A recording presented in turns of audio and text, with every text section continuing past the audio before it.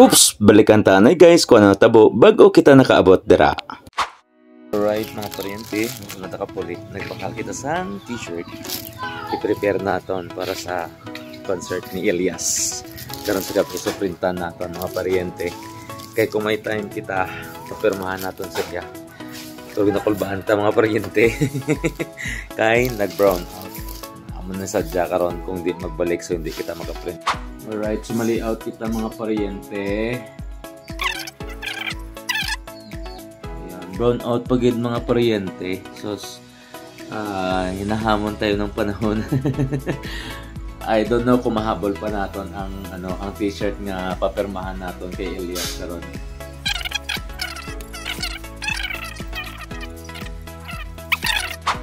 Alright guys, so aton na layout para lang di pa lang sa ating main logo guys, no? So ang plastal niya sinakaroon guys is nakapahigda, kaya ang original niya sina guys is so, nakapahigda siya. Dari butang natin FB account, TikTok account, kag YouTube account. So siya.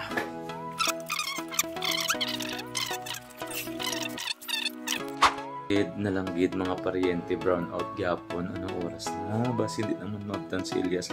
Wala pa naton na print ang t-shirt paryente nga suksukon naton sa concert niya. Maluoy kasugil ko, grabe man ta na timing mo. Diyos mio Marimar.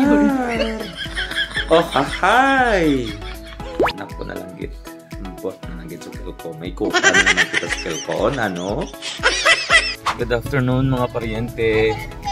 Ay, parente! Pwede ka utang na! So, divert plan kita paryente kay brown out gihapon. So, ang imuon natin subong proceed kita sa isulan kay dito kita ma-print ba Elias. Kung di lang gid sa imo, hindi gid ko mag-amo-amo siniba. So, this time biyahe na kita. Kaya ang worries naton basi hindi naton siya abtan mag-perform karon guys sa Tibuli South Cotabato. So kailangan ta mag-isip quick kay ma-print pa kita sang bayo nga if given a chance basi pa lang man mapapirmahan naton sa iya. So tani guys, tani mapapirmahan gid kay mas nami gid yung memorable gid ang aton nga first meeting with Elias J TV kung mapirmahan niya. So update ta kamo karon guys pag abot namon dito. Pag i-print na naton ang aton nga layout na ginhimo just this afternoon lang man, grabe man, pinaspasanay man. So, see you mamaya. Pakita naman sa inyo kung paano natin i-print ang aton layout. So, let's go! And this time mga paryente, na-print na natin ang front portion ng aton na t-shirt. Kagaran na. Nabutang naman natin ang logo sa likod. Let's go! And this time, about to press na kita sang logo natin sa likod niya parte sang aton na bayo. And nandito na tayo mga paryente. Ara na kita sa welcome sang grabe mga paryente. Oh, Seslong Festival 2025 Stronger and Bolder Tibuli.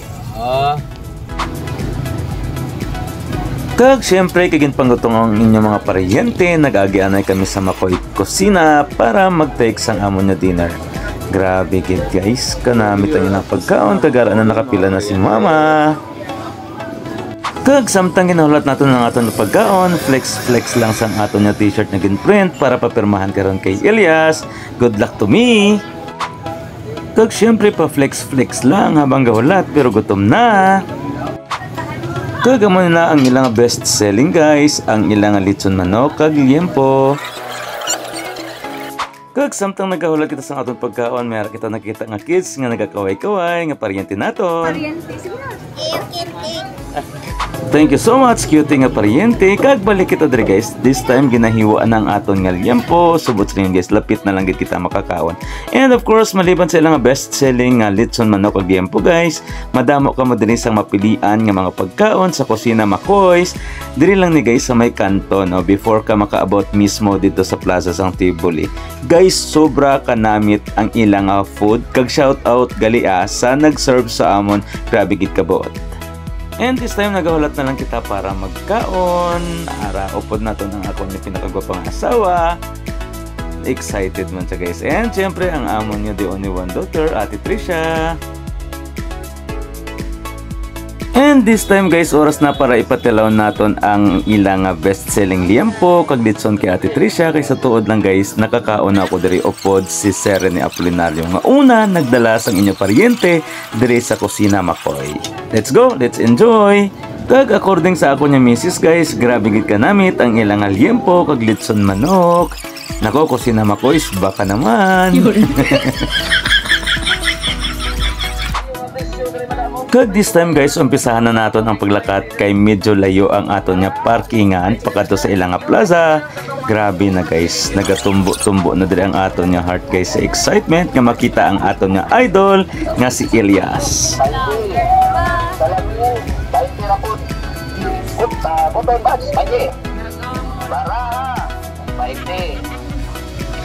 Kagara na guys, labit nagid kita sina guys sa ilang bukana or sa medyo entrance ang ilang plaza.